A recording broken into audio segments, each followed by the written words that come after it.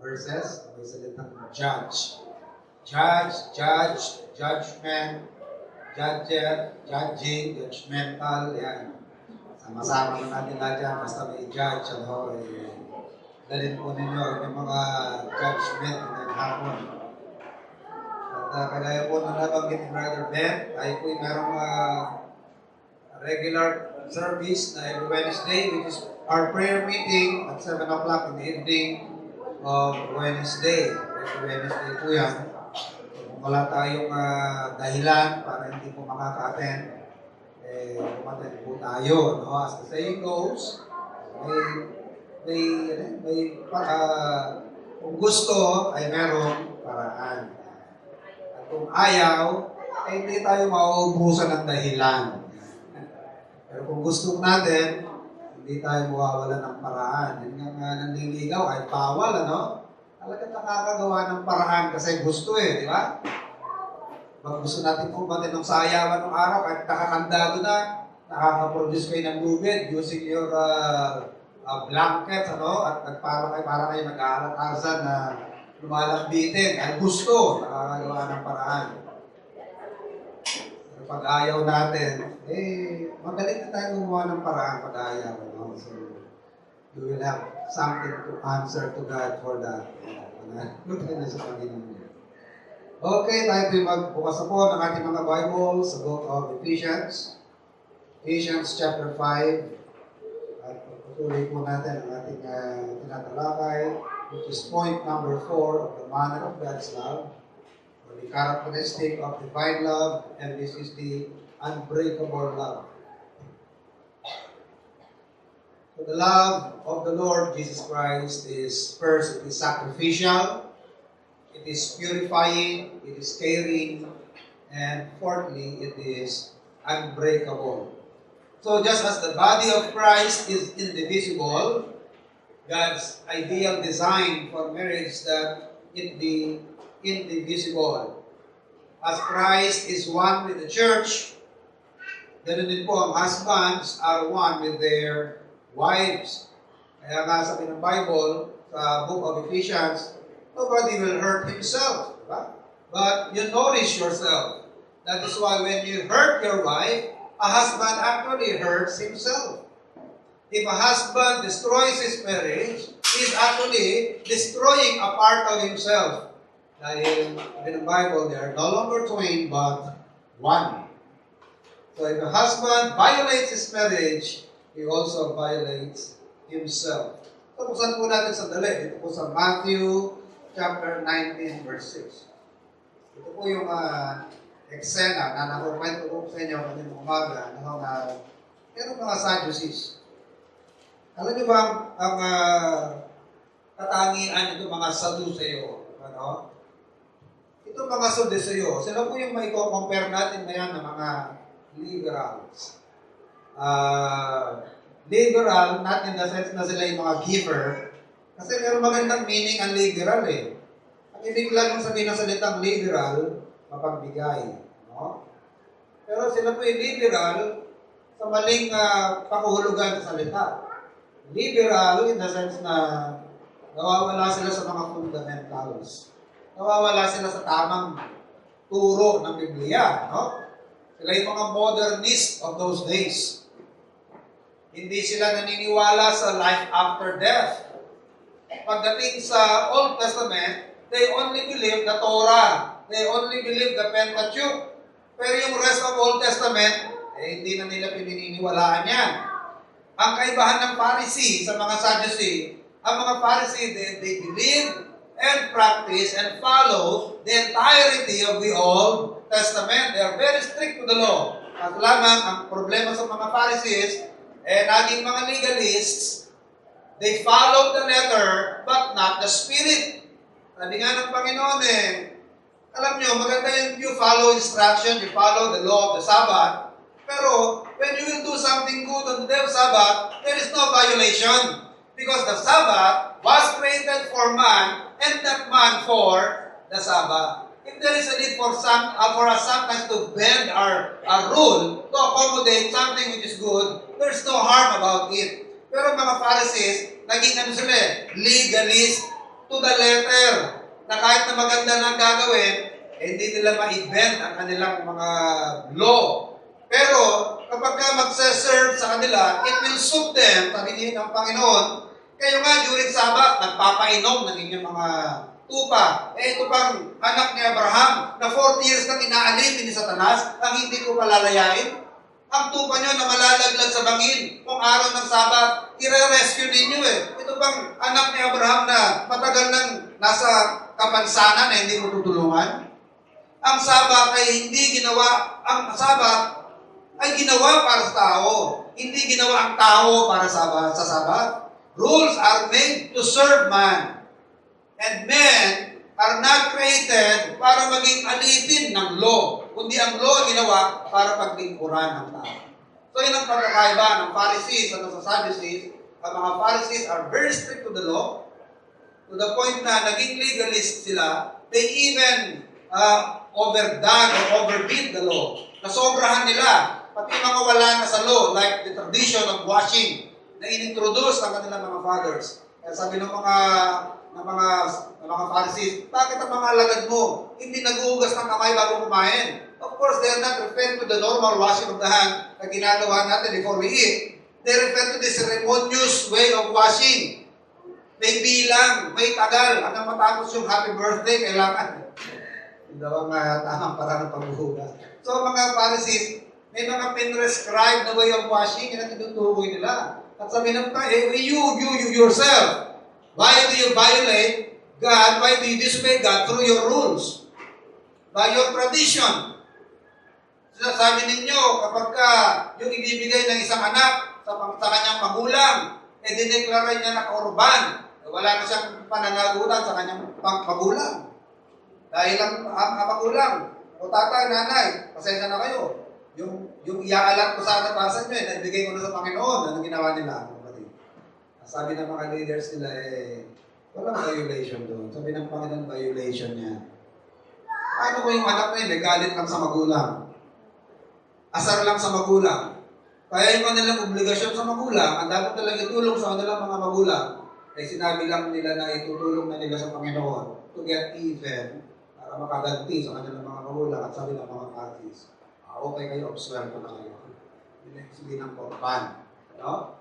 Now, on the other side, ito naman mga Sadducees, they don't believe the entirety of the Old Testament. They only believe the Torah of the Pentateuch. And then they don't believe in angels. They don't believe in the resurrection of the dead. They don't believe in life after death, kaya nga walang resurrection. If you remember when Apostle Paul was being persecuted by the religious leaders, one part of the group were Sadducees and one part were Pharisees. And sabi ni Apostle Paul, I am a Hebrew of Hebrews, I am a Pharisee.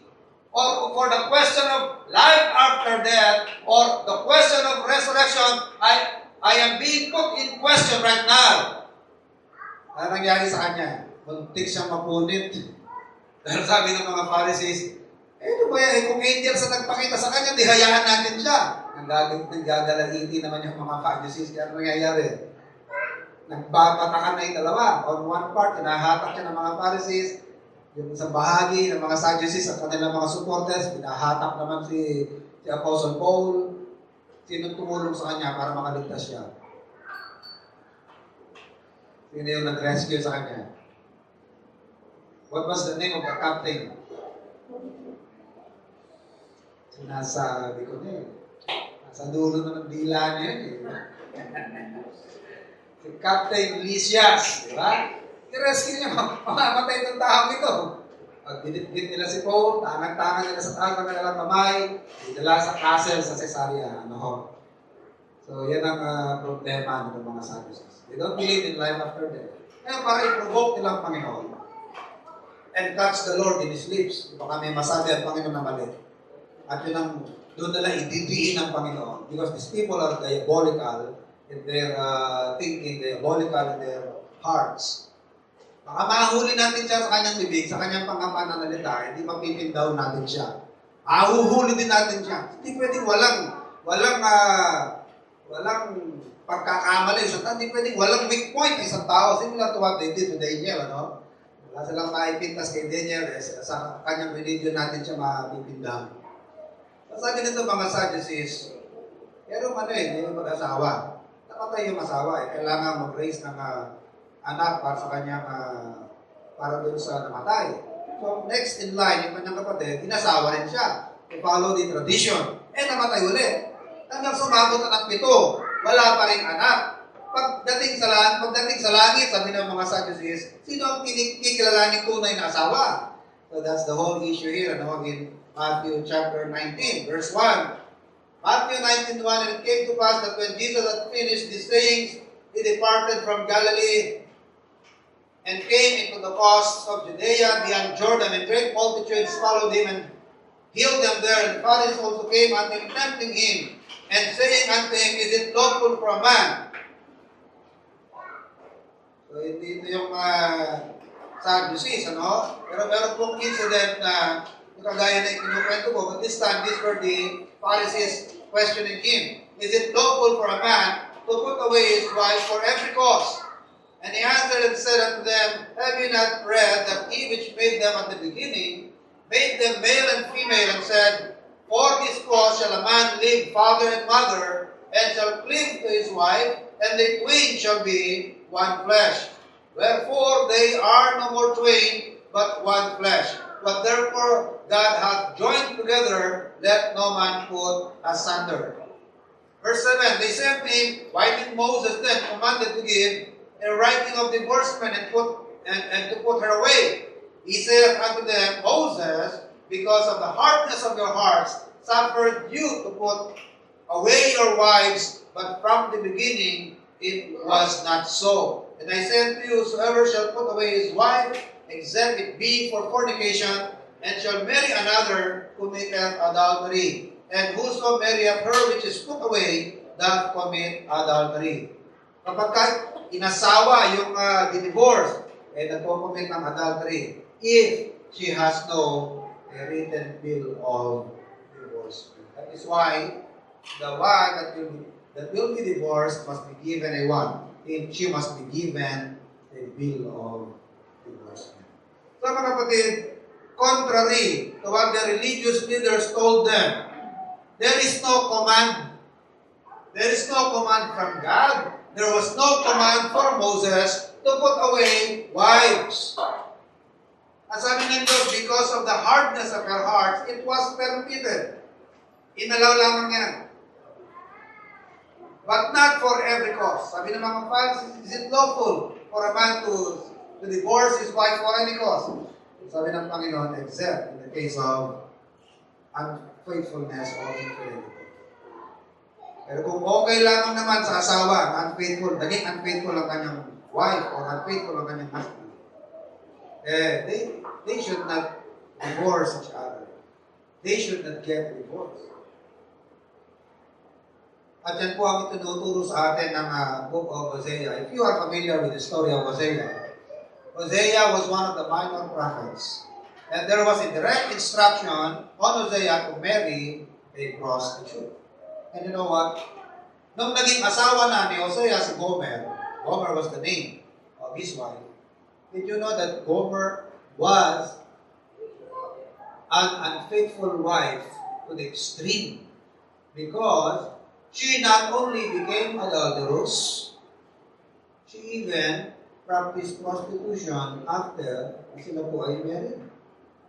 After na nag-asawa na siya, may anak na nga siya, asawa na niya si Hosea, naging prostitute pa rin siya. And you know what? There was no instruction from God, instructing Hosea to divorce her, but the repeated instruction of God to Hosea is, keep on loving her and keep on forgiving him. Because that will reflect my graciousness to my people.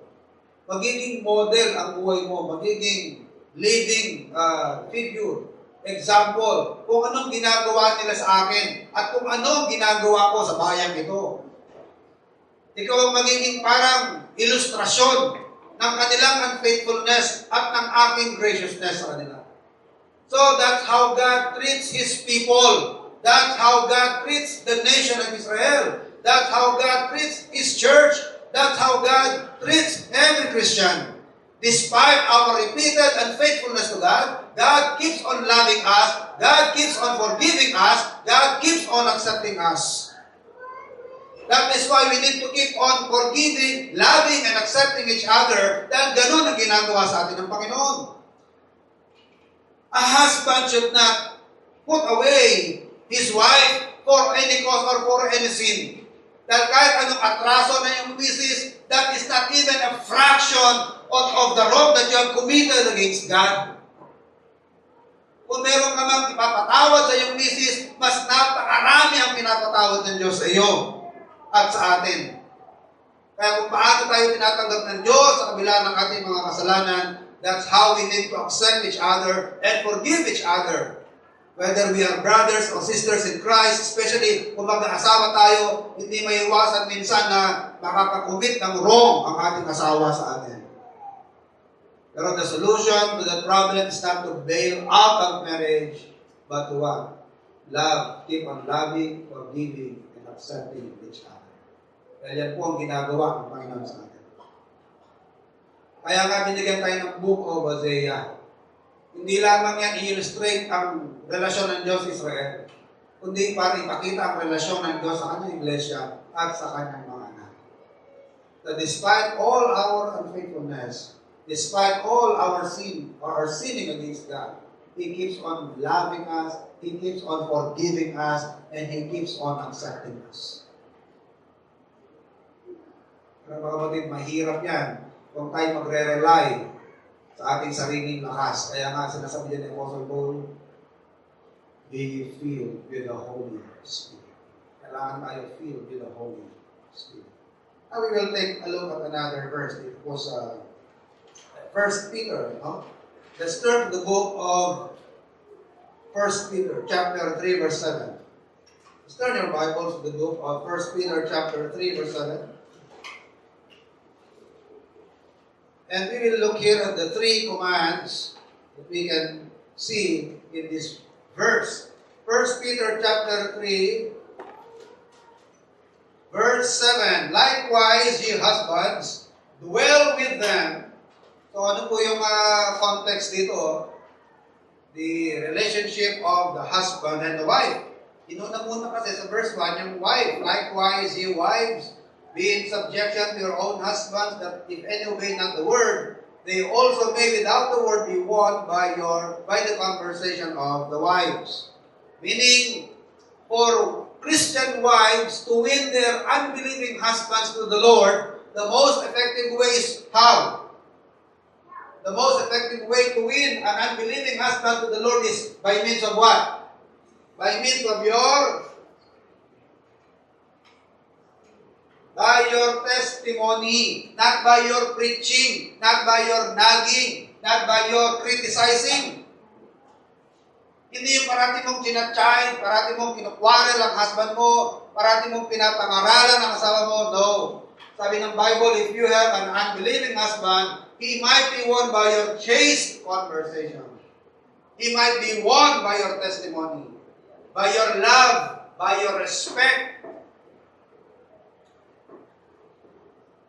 by your faith. Verse 2, while they behold your chaste conversation, coupled with fear, whose adorning, let it not be that outward adorning of plaiting the hair, and of wearing of gold, or of putting on of apparel. And yung pinapabuti mo, pinapaganda mo bilang wife, is not the external beauty, though it is not against beautifying yourself. There's nothing wrong about enhancing your beauty.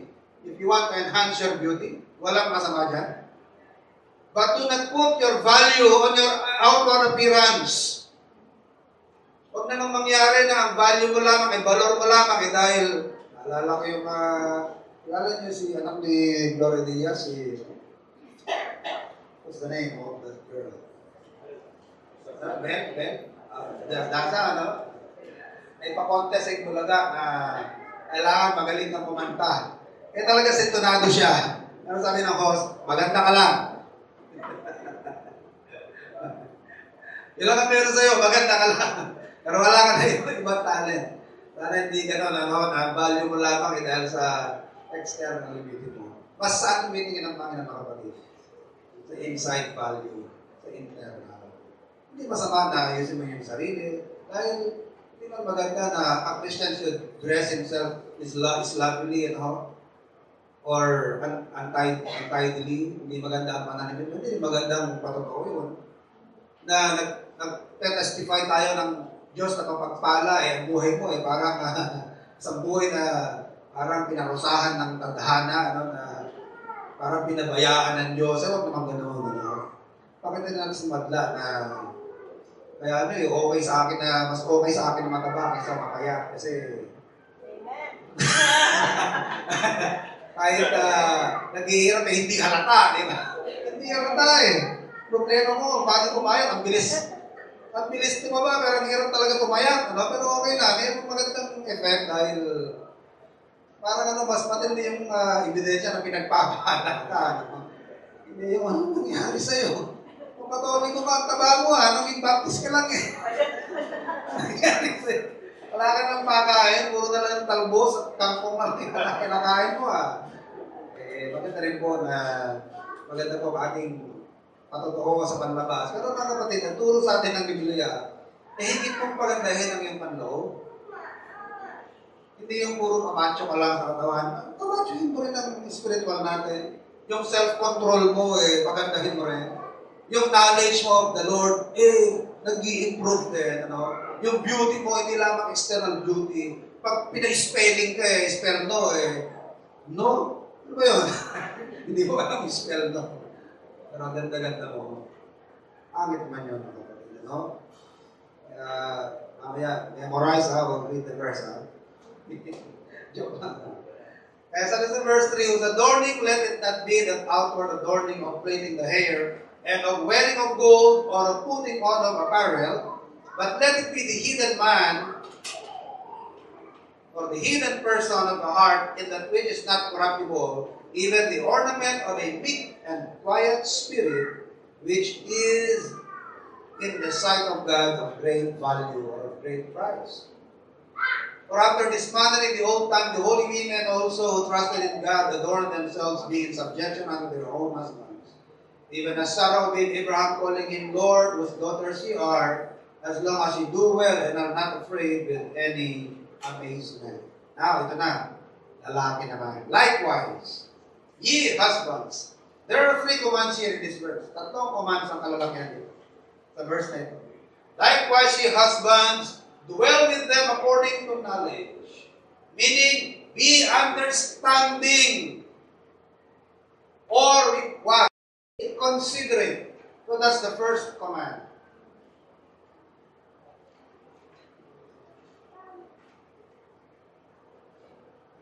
Be considerate of your wives. Dwell with them according to knowledge. Be understanding of your wives. Bakit? There is this tendency among men, hindi ko maintindihan, na nung nanliligaw, talagang walang makapigil. Talagang sa kanya, ayaw mo. Okay to, magandang laban ito. She is worthy of a fight. She is a worthy opponent. Ang tingin na lalaki, pagka naliligay parang challenge, wala siyang challenge na hindi masusurpas. Ngayon pag nakasagot na, trophy na. Kita niyo na, trophy na siya. Ngayon pagka-trophy na, ano na? Wala. Meron ganong tendency sa mga lalaki na talagang kapag nandun sa ganong period, talagang masugid, masikasin. Parang challenge sa kanya yun Sa makasagot. Kaya meron mga kasabihan na walang matigas na kape sa mainit. Walang matigas na tinapay. Walang matigas na tinapay sa mainit na kape. Ibig sabihin, ano lang yan, mainit na pagmamahal lang ang kailangan ng matigas sa pusong yan. Papaorin yan. Lalambot din yan. Kaya walang matigas na tinapay sa mainit na kape. At meron din mga suwail na mga kalalakihan, ay hindi makuha sa santong dasalan, dadaanin natin sa santong paspasan. Di ba? Meron ba ganyan? Kasi nga, hindi na parang challenge Pero hindi maintindihan sa mga lalaki kapag ka napauuna. laging misis na. Nawawala na yung dati. Kaya namamangay mo ba, ano yung nangyari? Yung ibang tao, ano kalimitan complain ng misis ko? Asawa nila. Wala naman kaming time mag-uusap. Puro cellphone na lang. Insensitive.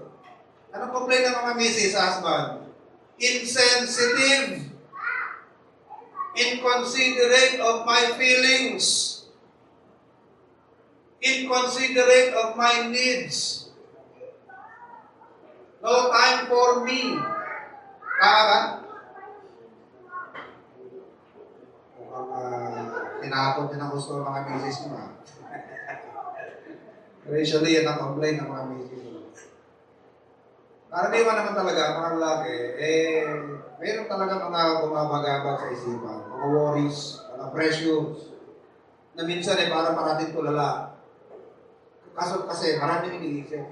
Pero huwag kayong mag-alala, pagkabuhayan yan, patungkol sa tungkol yan sa pangangailangan pangkabuhayan. Pero mga kapatid, hindi pa rin hindi pa rin excuse, Maraming racket, pero hindi excuse Because wives are given to the husbands for them to love and care for.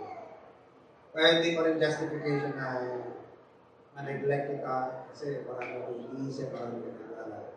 Siguro, make extra effort to balance everything. Talagang mag-e-effort para i-balance ang lahat. Ayan, dahil na ako may-amen. Wala sigurado rin, malakas na amen siguro sa Amerika. Babalansahin po natin ang ating panahon. Maaaring tama ang yung ginagawa, pero nagkakabalahan, kahanap buhay, o mga racket, o ano man yan, o para sa pamilya. Pero hindi pa rin rason para ma-neglect ang ibang area. Sabi nga nito, kahit sa giving, di ba? It is good that you give tithe. But that is no reason for you to forget that which pertains to mercy and faith and justice. Pero maganda that you give tithe of meat and rue and cumin. Pero hindi yung dahilan niya para i-neglect nyo ang ibang bagay. So tinuturo niyan, balance everything. Balansehin ang lahat ng bagay. Do not perform one side at the expense of another. At kakatwiran mo, abala kasi ako. May mga pastor na anak, hindi ko kayo napag-aral kasi nasa ministry ako Napakamaling napakamaling philosophy. May mga pastor na ganyan mga anak. Pasensya na kayo, hindi ko kayo napag-aral, napabayaan ko ng konti kasi abala ako sa ministry. Ano tuloy yung tingin ng anak sa ministry? Competition, rival sa tatay nila. Dahilan kaya sila napabayaan, kaya maraming anak ng pastor naging suwahil, naging mga rebelde. Dahil katwiran na lang mga magulang nila, hindi namin kayo nasikaso kasi nasa ministry. Mali naman yun. Hindi na balance, Hindi katwiran ng ministry para ma-neglect ang pamilya, ma-neglect ang kasama. Hindi mo na mabalance. In fact, you cannot have a good ministry, a biblical ministry, if you are not a biblical husband and you are not a biblical parent. Ano masasabi ng ministry mo biblical? Paano masasabi ang church biblical? Pamilya mo ka, hindi biblical. Your family is not according to the scripture. Kaya nga, may ayusin natin ang pamilya. If you want to have a strong, united, and harmonious church, dapat nagpa-manifest muna yan sa ating mga pamilya. Ng harmony, unity sa ating pamilya. Pero paano ma-achieve yung unity and harmony sa family? It should be doing his part. Kailangan may mutual submission. Anong bilin sa mga wives? See that she reverence her husband. Tingnan ninyo na kayong mga misis, hindi nawawala ang respeto ninyo sa inyong mga husbands. Hindi niya kailangan ma-earn yan. Command ng Panginoon yan. To respect your husband. Kahit na mas highly educated ka kaysa sa husband. Do not forget that he is your head. He is your authority. Ay na-ordain ng Panginoon. At yun naman mga husbands, nevertheless, that every man shall love his own wife.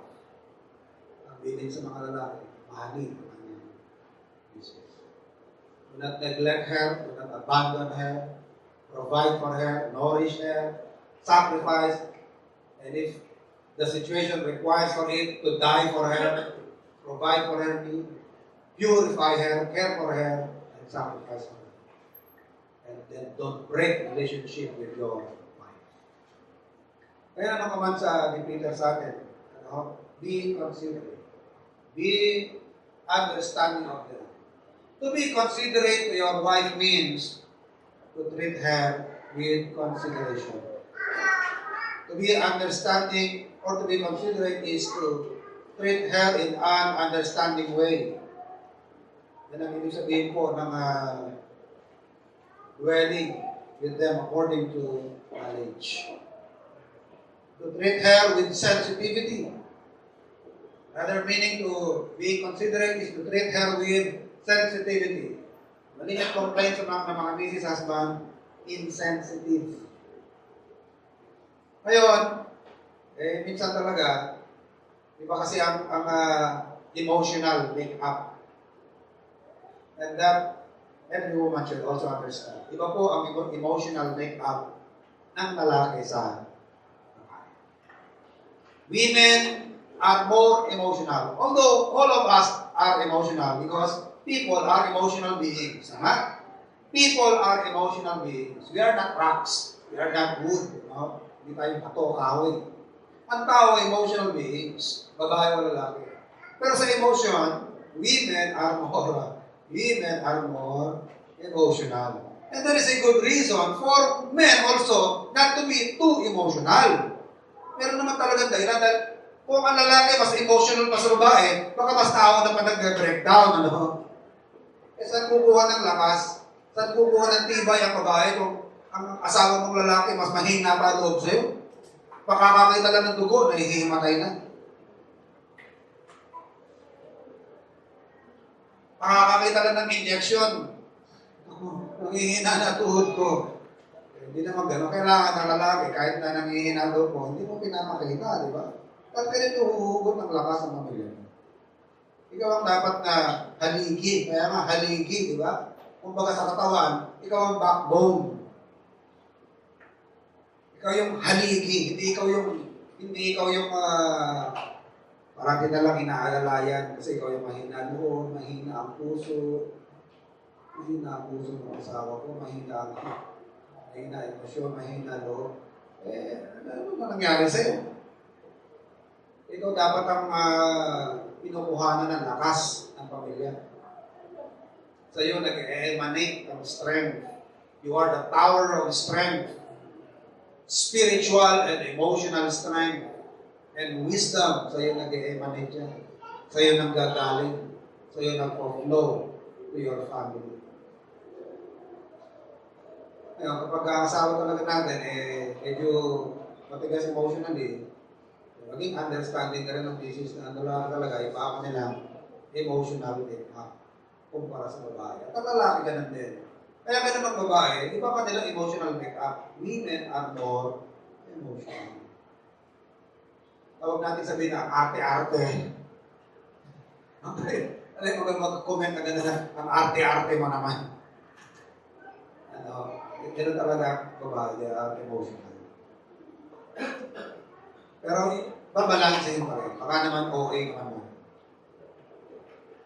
Pero mga ganun namatay na sasama ako. Wala, peke. Pag tinulak mo Ba't ako tinulak? Joke lang yun. Pero kung mag-express ng sama ako, kang kamatayan. Mga ganun, sobrang emotional, Pag kinakamusta mo, nagdadalamhati. Nagdadalamhati. Wala bang isang taon, may kapalit na. Parang katuwiran, nagdadalamhati. Parang ako, nagdadalamhati. Hindi pa ka nagbabang loksa, yan na, meron na. Alam niyo po, walang masama na magiging emotional, Pero, nalagay natin sa ayos sa ating pag-emotional. Tama po. Yung balance natin. Paano i-judge siya ng mga emotional? Scripture, Biblia. Biblia pa rin natin pagbabatayan. Pagbabatayan pa rin natin yung mga dalawa. So, husband, sabi diyan, Well, with them according to knowledge, or be considerate. And to be considerate means to treat them in an understanding way and treat them with sensitivity. The next command given to the verse, to the husbands in the verse 1, for them to be chivalrous. Yan. Kagaya nung ginagawa nung kayo nanliligaw pa. Naalala ko yung kwento ng kaibigan pastor, no? Tatawid sila ng sapa at merong pilapil, pero merong dinadaanan ng tubig, ano? Ito siya. Ang kanyang nililigawan, andun pa sa kabila at meron nakapagkitang isa. Pero, kahit na anong layo, kapag parang ma-outbalance, talaga naman ang kanyang kamay. Umahabol talaga para lang maalalayan yung kanyang nililigawan. Ganon ka-chivalrous. Pag may mga bitbit, ako na. Ako na ang bitbit. Bakit hindi ko makaya? Wala naman akong kapansanan. Notebook lang naman ang bitbit. Hindi, ako na. Ganon katindi, no? Ganon ka-chivalrous, mga lalaki ng mga kaya nung asawa na, kalipat na sa kanyang chivalry. Iwan na lang. Wala na yung darling. Yung darling, na lang. Sut-sut na lang. Kung babagal mo lakad, bilis-bilisan mo naman, may iwan tayo ng jeep, hindi na inaaralayan. Wala na yung chivalry.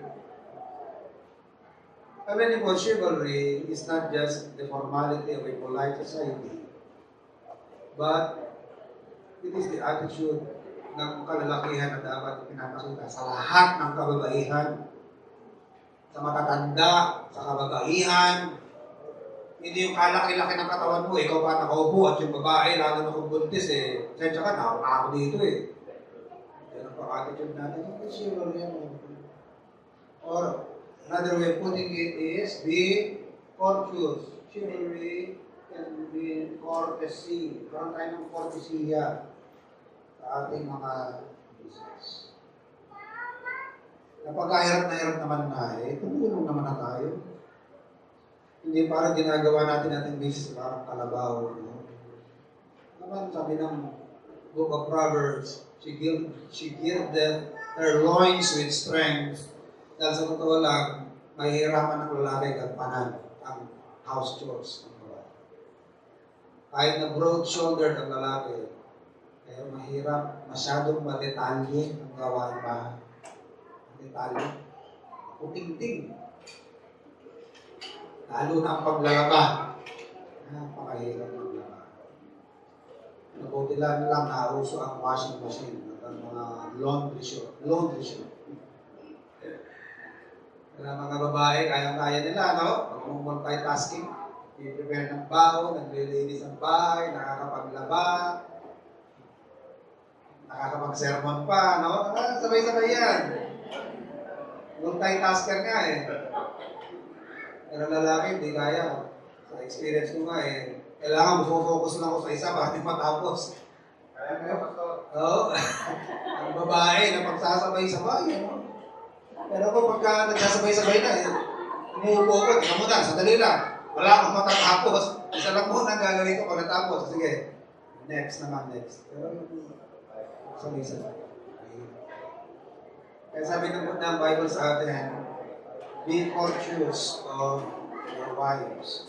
Likewise, your husbands, dwell with them according to knowledge, giving honor unto the wife, as unto the weaker vessel. Treat her as a weaker vessel. Kaya, sinusuportahan, inaalalayan.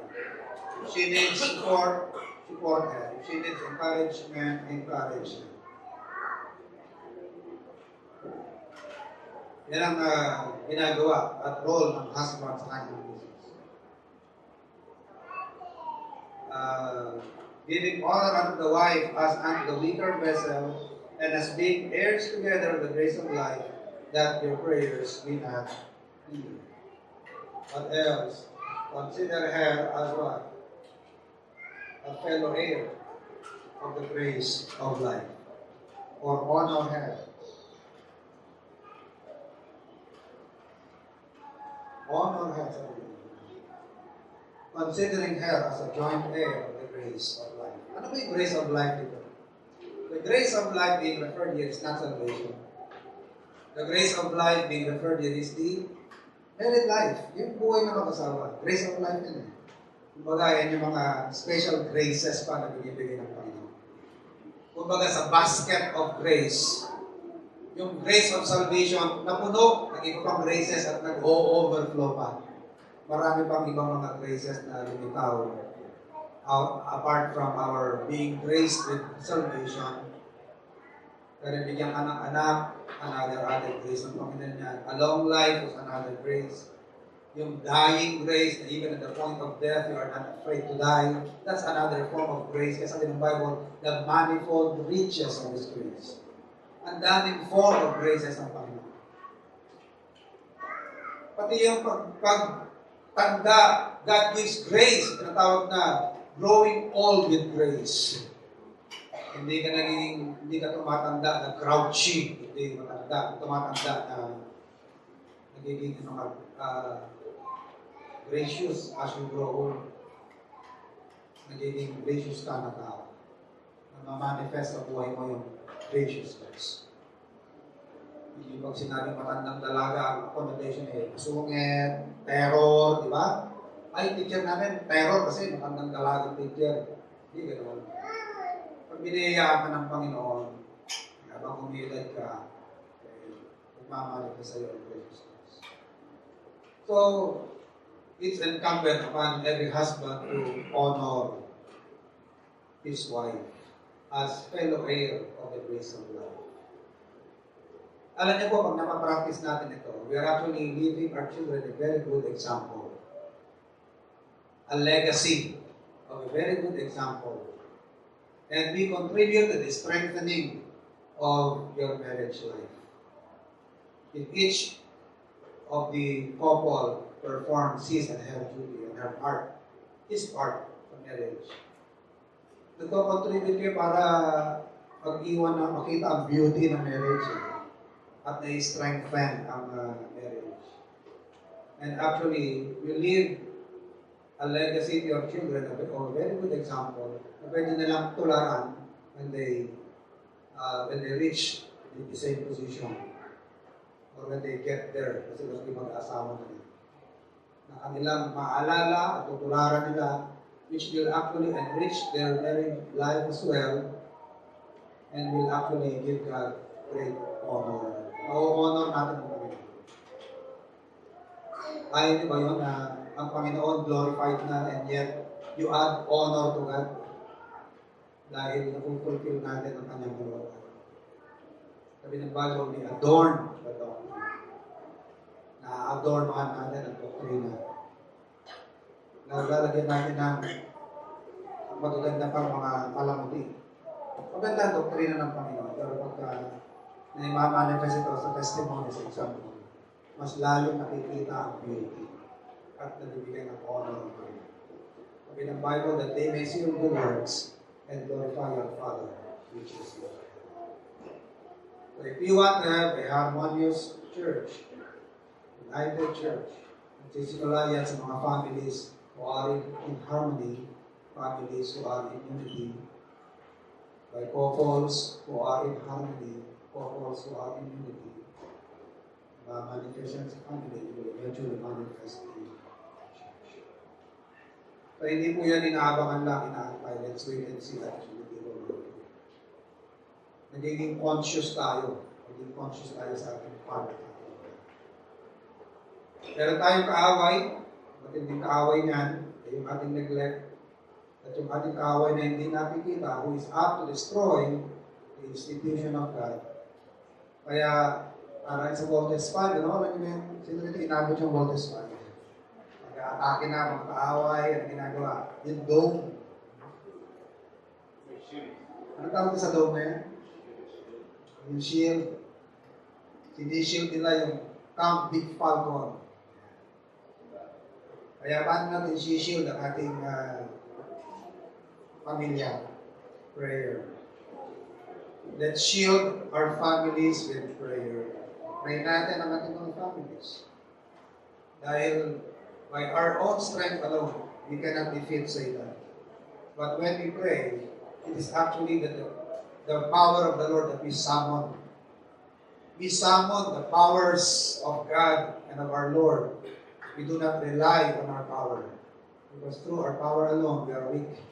We cannot defeat Satan. Through our own wisdom, we cannot outwit Satan. Napaka-talino, napaka-scheming Satan. Marami siyang wiles. Marami siyang ways. But when we pray, we're actually depending on the wisdom of God and on the strength of our Lord. So shield our families with our prayers. At tayo masyadong believe sa ating sariling wisdom, sa ating talino. Independent natin sa Panginoon at protect sa ating family, sa ating relasyon, sa ating mga anak. Tayo magtayan ng Panginoon sa ating. Okay? At sundan po natin. Yield tayo. Subuko tayo. Sundan natin ang mga sinasabi ng Biblia. Hindi tayo ipapahamak ng Panginoon. Hindi tayo mapapahamak pag pinafollow natin ang kanyang instruction. God will not give us a hard time. Hindi tayo ipapahamak. He is actually saving us sa possible trouble na ginagawa natin sa ating sarili. Hindi tayo dito tumayo. Jojo, please pray. Father, Lord, thank you for instruction once again, for having a relationship that is well pleasing to thee on thy side. Father, once again, give us, help us describe it in our heart and mind, Lord, so that we will be guided, Lord, and in that way, Lord, we will be pleasing thee. And we also live a happy family. Lord, we live let us guide every family represented today, and may this cause us, Lord, to continue serving thee for the rest of our lives. For all this we ask and pray in Jesus' name. Amen. Umaga po, kumain po natin ang bawat isa. Shake hands with our visitors.